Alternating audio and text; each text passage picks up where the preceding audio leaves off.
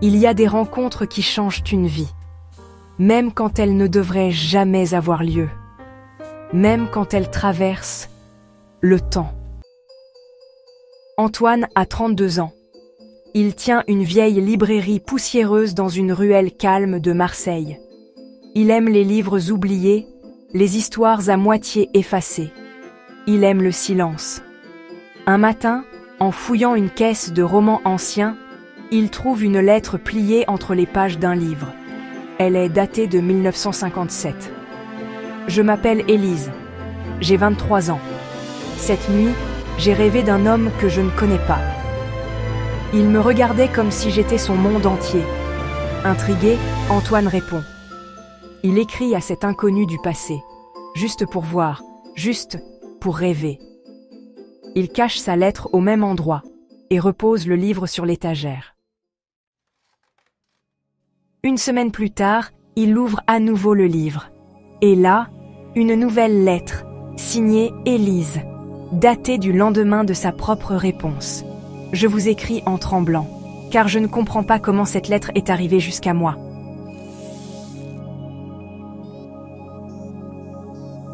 Antoine ne sait pas quoi penser. Mais il continue, lettre après lettre.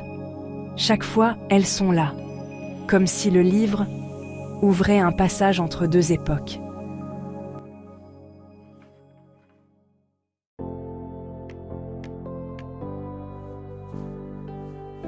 Ils parlent de leur monde, de leur ville, de leur solitude, de leurs rêves et de leurs peurs. Et peu à peu, dans les mots, un sentiment naît. Élise tombe amoureuse, et Antoine aussi, d'une voix qu'il n'a jamais entendue, d'un visage qu'il n'a jamais vu.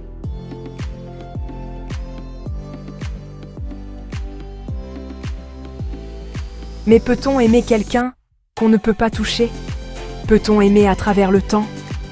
Quand un jour, Élise écrit une dernière lettre. « On veut me marier à un homme que je n'aime pas, alors je pars. Si jamais tu reçois ce message, sache que je t'ai aimé, même si tu ne m'as jamais tenu la main. » Antoine cherche. Il fouille les archives, les journaux, et il découvre un article ancien. Élise Delorme, jeune institutrice, disparue en janvier 1958. Elle n'a jamais été retrouvée, comme si elle s'était évanouie.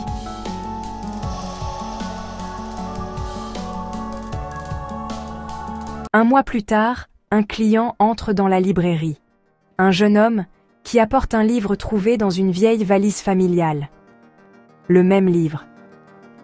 À l'intérieur, une photo d'Élise, plus âgée, et derrière la photo, une note manuscrite. « Je ne suis jamais revenu, mais je l'ai trouvé.